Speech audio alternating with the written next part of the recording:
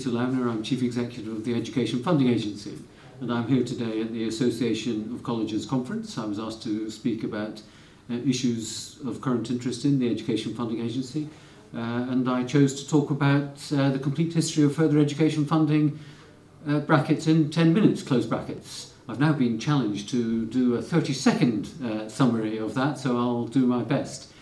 What I was drawing out in talking about further education funding over 20 years was how important it has been for the further education sector to have two things. The first is independence, and independence was established in 1992 with incorporation. And the second thing was a national funding formula, so that there's complete transparency about the way the funding formula works. And people can see how much funding is available to support students in different circumstances.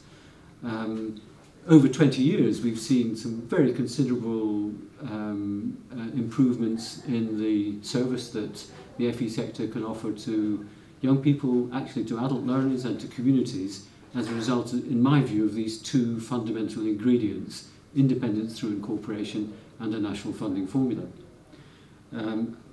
I went on then to talk about the further changes that we're now making in the national funding formula for young people, for 16 to 19-year-olds. As we prepare allocations for the 2013-14 year, we'll be moving to funding on the basis of programmes of study. In many ways, I think that continues some of the trends over the last 20 years. What it does is put the individual at the centre of the funding.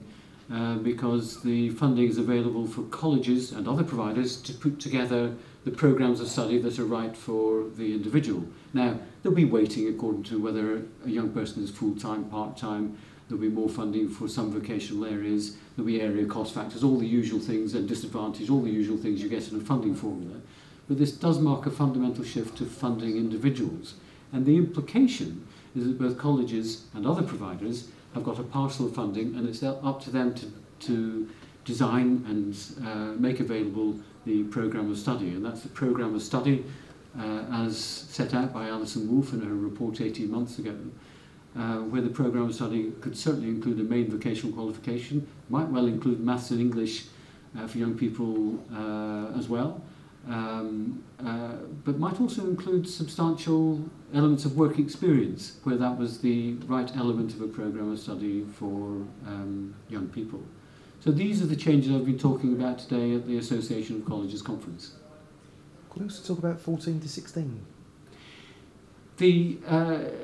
I mentioned Alison Wolfe's report a moment ago, and one of the things that Alison Wolfe recommended in her report is that colleges should be free to provide mainstream opportunities for 14 to 16-year-olds, as well as 16 to 19-year-olds and, of course, adults, which are their core market.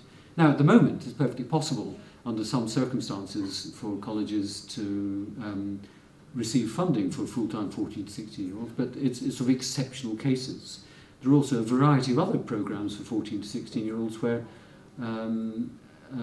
a young person might be on a school's books but might study 1 or 2 days at a college. Very often the school will provide funding for that as part of the programme of study. Alison Wolfe's recommendation was slightly different from that, which was that 14 to 16-year-olds, if it was right for them, should be able to be full-time at a college of further education. That recommendation was made 18 months ago. There's been a group of college principals working on the practical implications. How would the curriculum work? It'd be important to make sure that those young people were still able to study maths and English GCSE and things like that. There was discussion of it today in the conference hall, and the Minister Matthew Hancock indicated that there would very soon be the decisions on the way ahead on 14 to 16-year-olds. But we're not yet in a position that we've actually got the decisions out and about. If you're watching this on YouTube in a few weeks' time, the decision might then have been announced, but I'm not quite sure what that decision will be yet.